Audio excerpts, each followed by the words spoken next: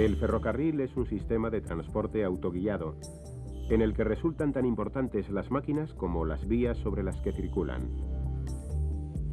Gracias a la pestaña, un reborde que tienen las ruedas, los trenes se deslizan sobre los carriles de acero. La vía la conforman los carriles, las traviesas que lo sujetan y el balasto, capa de piedra sobre las que se asientan.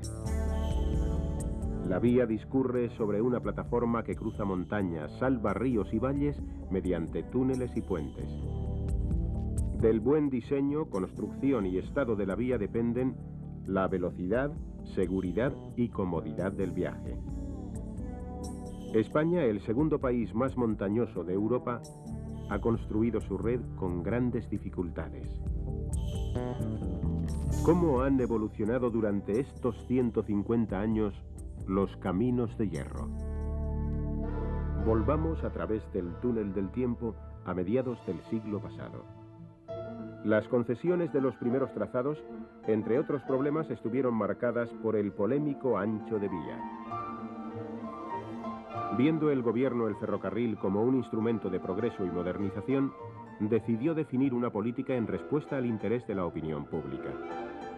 Para ello encargó un estudio. Fue el conocido informe Subercase de 1844. En él se recomendaba el ancho de 6 pies castellanos, equivalentes a 1,67 metros frente al europeo de 1,43 metros. Los autores del informe pensaban que un mayor ancho facilitaría locomotoras más potentes y veloces y mayor estabilidad ante una topografía adversa. Hacia 1847, las instalaciones ferroviarias comenzaban a extenderse por valles y montañas de la península. Mientras el ferrocarril Madrid-Aranjuez se retrasaba, el dinamismo de la sociedad catalana impulsaba el Barcelona-Mataró. ¿Cómo se construyeron aquellas instalaciones? Los terraplenes eran de arena apisonada. Los puentes se construyeron de madera formando celosía, como el situado sobre el río Besós. El túnel de Montgat se abrió en roca viva. Las barras de hierro fundido para la rodadura en España se llamaron carriles, palabra derivada de la inglesa rail, que se asociaba al elemento que guiaba la rueda. En estas fechas se utilizó el carril Barlow, colocado sin traviesas, sujeto por los rebordes a una base sólida. Otro tipo fue el Brunel.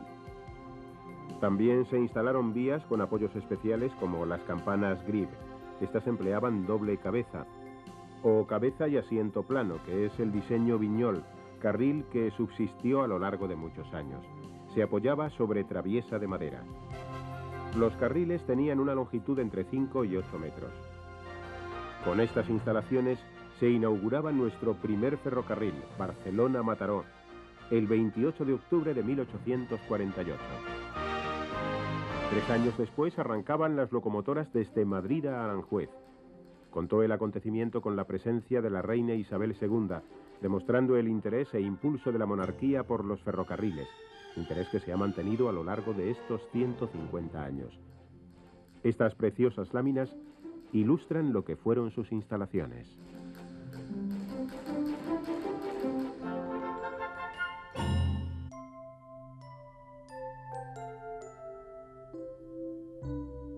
En 1855 España tenía 405 kilómetros de vías.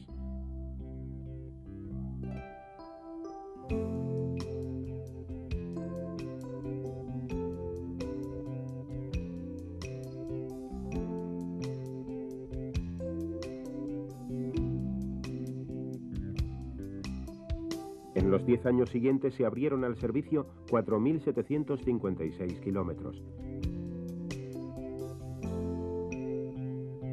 La malla ferroviaria durante la segunda mitad del siglo se extiende por todo el territorio peninsular.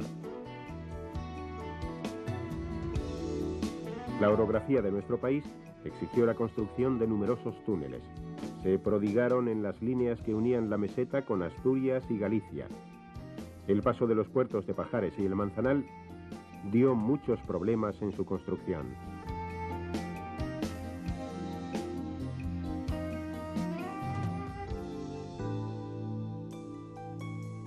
Largos túneles fue preciso construir en la España meridional, como el del Chorro de la línea Córdoba-Málaga.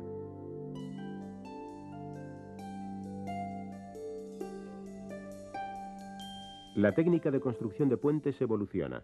Los primeros puentes de madera se sustituyen por los de obra de fábrica, especialmente al iniciarse la ejecución de las grandes líneas. Con el desarrollo de la industria metalúrgica del hierro en los últimos años del siglo, los puentes metálicos aparecen en la infraestructura ferroviaria.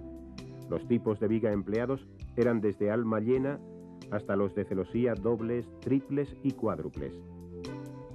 A partir de 1870 se introducen los carriles de acero, que apenas tiene desgaste y son mucho más resistentes.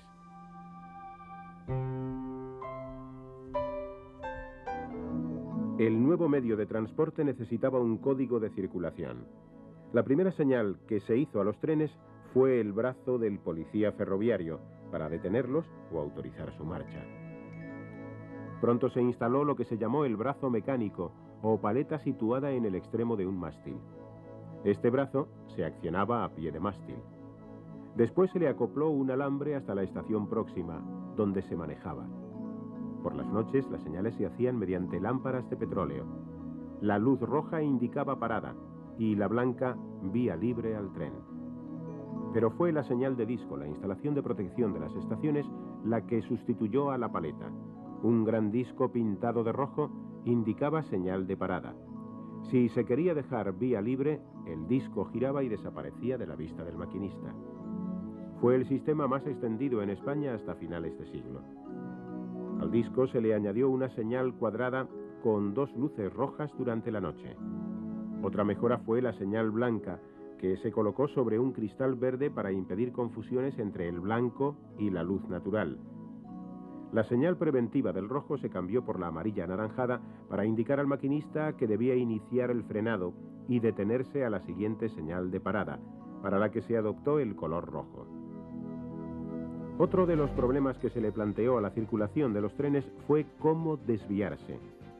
Gracias a los aparatos llamados desvíos, el tren, al llegar a un cruce, toma la dirección prevista a través del movimiento de sus agujas. Las mayores concentraciones de desvíos estaban en las estaciones. En los años del Barcelona-Mataró, los desvíos se accionaban manualmente y en relación con las señales por procedimientos muy elementales, obligando a reducir la velocidad a su paso, tanto cuando el tren se mantenía sobre la vía general como cuando se dirigía a través de la vía desviada. Estos accionamientos fundamentales en las instalaciones fijas del ferrocarril se llamaron enclavamientos. Los primeros enclavamientos, que fueron mecánicos, aseguraban la circulación de los trenes. Cada aparato, aguja o señal se movía por sus correspondientes palancas que se clavaban o enclavaban en estos mecanismos. De aquí el nombre que recibieron. Los primeros enclavamientos se realizaron por cerraduras, una para cada palanca. Un avance técnico consistió en concentrar las palancas y transmitir el movimiento a los aparatos por medio de cables, funcionando como un sistema de funicular hasta su emplazamiento en la estación. Vino más tarde la transmisión por fluidos. Fueron los enclavamientos hidráulicos y neumáticos. En 1882, en la bifurcación de Pla de Vilanoveta, se instaló el primer enclavamiento eléctrico. En 1901 la red ferroviaria española alcanzaba cerca de los 13.000 kilómetros. La red se construyó con grandes dificultades. En la red principal un tercio de las líneas discurren en curva, una cuarta parte lo hacen en rampa, existiendo 1.215 túneles y 14.840 puentes. Una muestra clara de lo que supuso la construcción del ferrocarril en nuestro país. Los carriles instalados en nuestras primeras líneas eran de 18 metros de longitud para evitar el efecto de dilatación por las temperaturas. Estos carriles, llamados barras cortas, se unían mediante bridas atornilladas. El sistema de vía en barra corta producía un golpeteo continuo en la marcha del tren por el impacto de la rueda sobre las juntas. Era el traqueteo tan característico de los trenes antiguos. El sistema evolucionó ya en nuestro siglo con la barra larga soldada, consiguiendo una soldadura continua del carril en kilómetros de vía, solo interrumpidos por sofisticados aparatos de dilatación. Ya desde el Barcelona-Mataró se detectó que los carriles por sí solos no podrían soportar el peso de los trenes. Se instaló una capa de piedras como base de cimentación que se llamó balasto. Sobre ella se repartía la carga del tren sobre el terreno, evitando el encharcamiento en caso de lluvia y sosteniendo las traviesas que soportaban los carriles. En los primeros ferrocarriles se hicieron ensayos con traviesas metálicas y se colocaron en algunos tramos, pero en general las traviesas fueron siempre de madera, de pino o roble, tratadas mediante un método llamado creosotado que las hacía resistentes a la intemperie. El uso de las traviesas de hormigón vino obligado en parte por las dificultades de suministro que tenía nuestro país después de la Guerra Civil, ya que el ferrocarril necesitaba tala de árboles y preparación de traviesas en distintos puntos de España. En 1955 se adoptó en nuestra red la traviesa bibloque, conocida como RS. Consiste en dos dados de hormigón unidos por una riostra metálica. La fijación elástica de la traviesa se efectúa mediante placa de asiento de caucho. Las placas se sujetan con dos tornillos.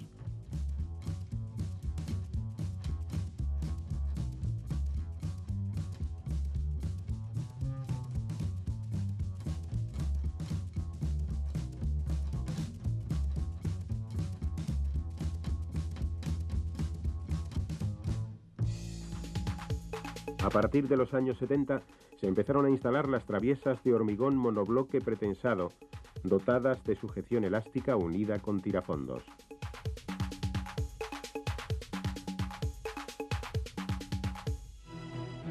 Ya a principios de siglo, el cada vez más complejo mundo de las instalaciones ferroviarias aborda la electrificación.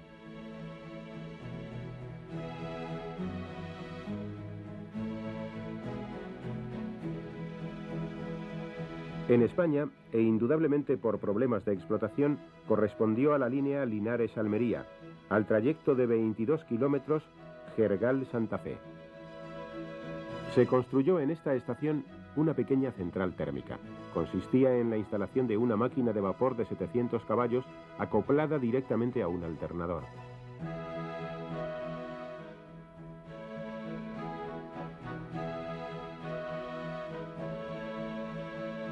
La corriente elegida fue de 25 ciclos con una tensión de 5000 voltios en la línea de trabajo, utilizando dos hilos de contacto para dos fases y los carriles para la tercera.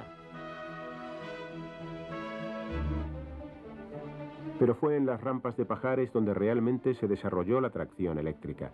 Se estableció un sistema de corriente continua a 3000 voltios.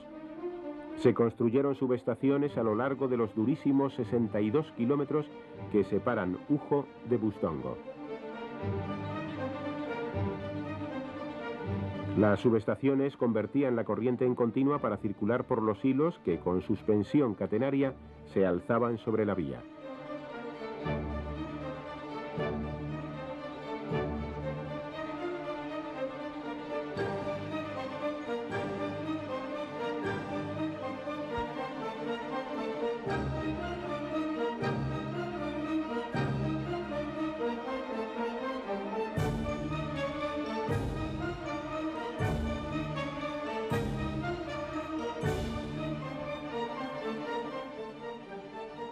Se sustituyeron las señales de discos y pantalla cuadrada por eléctricas y luminosas de discos coloreados.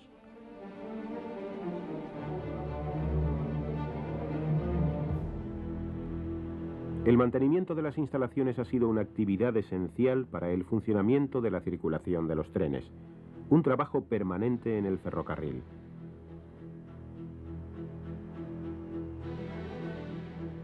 Durante casi 100 años, estos trabajos se realizaron de forma manual. Tanto el levante de traviesas y carriles como los trabajos bajo la vía se ejecutaban con brigadas de obreros. A partir de los años 20 se construyeron las primeras máquinas para los trabajos de vía. Fueron las bateadoras, encargadas de compactar el balasto. Pero es en los años 50 cuando se construye el gran parque de maquinaria pesada de vía. Las nuevas bateadoras no solo compactan, sino que alinean y nivelan la vía. Las perfiladoras distribuyen el balasto de forma homogénea. El estabilizador dinámico produce una vibración que se transmite a la capa de balasto, completando el proceso de compactación. Este grupo de máquinas trabajan agrupadas para realizar más eficazmente las tareas de mantenimiento. Las desguarnecedoras permiten sustituir el balasto contaminado instalando material limpio. Los trenes amoladores corrigen los defectos producidos en los carriles por el desgaste ondulatorio. Previamente, los vehículos auscultadores controlan el estado de la vía, base para el establecimiento de los programas de mantenimiento. Y para las renovaciones de vía, un gran avance tecnológico: el tren de renovación rápida de vía, que permite la sustitución de carriles y traviesas.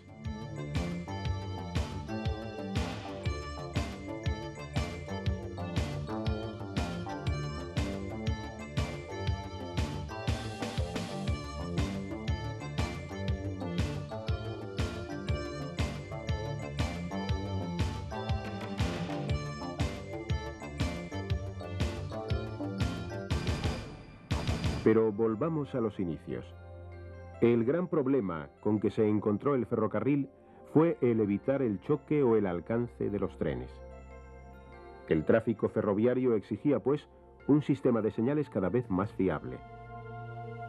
En 1924, las señales iluminadas con lámparas de petróleo fueron sustituidas por señales luminosas eléctricas coloreadas.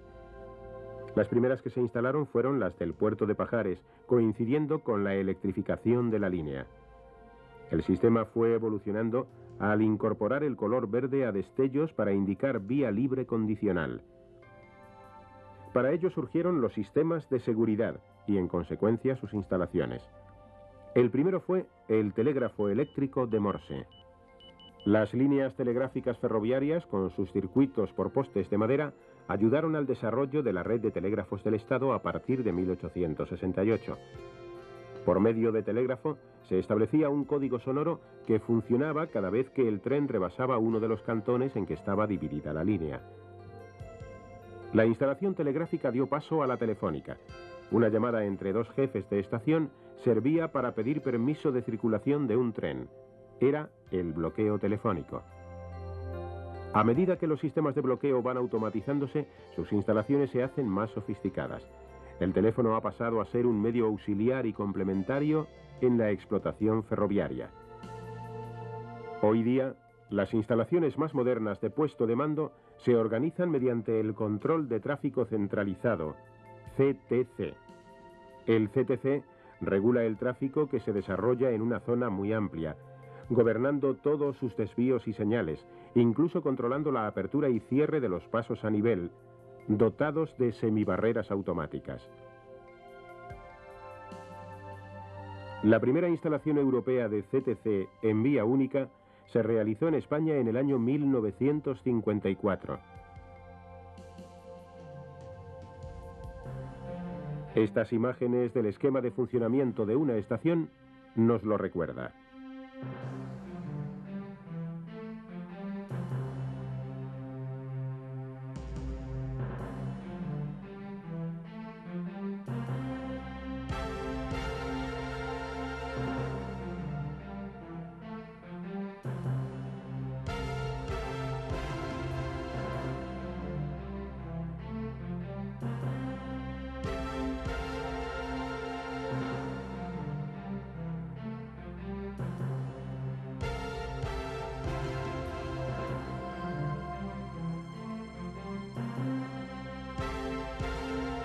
En 1984, y de nuevo en las rampas de Pajares, el ferrocarril incorporaba a sus instalaciones un nuevo sistema de comunicaciones, el tren tierra.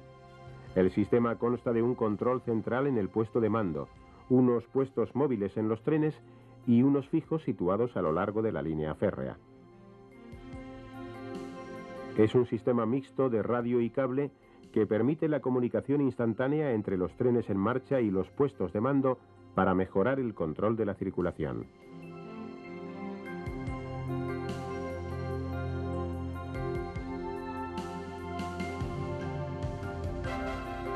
Hoy día el entramado de instalaciones que rodean a la plataforma ferroviaria es cada vez más denso. postes de electrificación, tendido del hilo de contacto, canalizaciones para los cables de comunicaciones, balizas del ASFA, sistema de señales y frenado automático, detectores de ejes calientes y muchos más elementos. En 1987 se abordaba la mayor obra de ingeniería ferroviaria realizada en España, la línea de alta velocidad Madrid-Sevilla. La nueva infraestructura une ambas ciudades con 471 kilómetros en vía doble banalizada y en ancho internacional.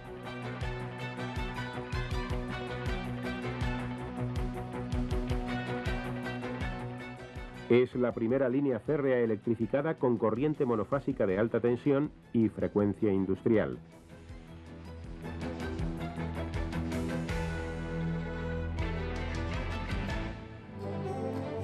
El 21 de abril de 1992, los reyes de España inauguraban la gran obra.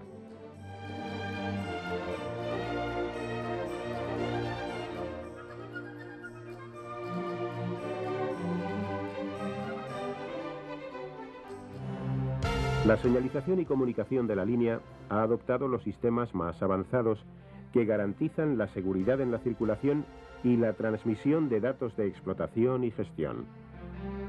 Las instalaciones de señalización están constituidas por enclavamientos electrónicos y un sistema de protección automática de trenes. Esta señalización requiere un sistema de telecomunicaciones de alta fiabilidad constituido por cables de fibra óptica. El mantenimiento de la línea se efectúa en base a parámetros de alta calidad. 2 trenes exploradores inspeccionan diariamente la vía antes de la circulación de los trenes AVE. Y la última innovación tecnológica, el sistema MEDES para medir el desgaste de los hilos de contacto del tendido eléctrico.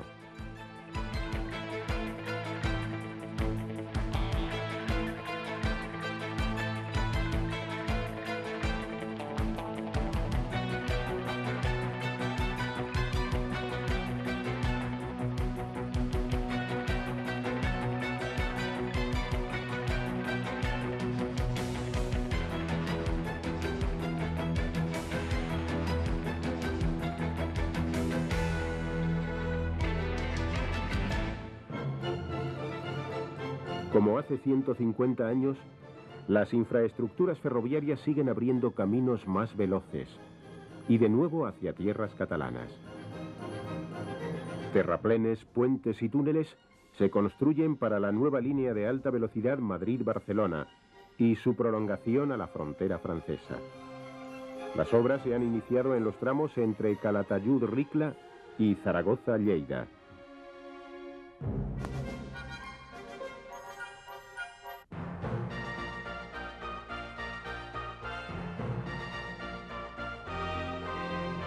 Y con la misma ilusión y constancia con que se realizó el Barcelona-Mataró, el ferrocarril sigue construyendo y manteniendo sus líneas para ser en el próximo siglo un gran protagonista del transporte.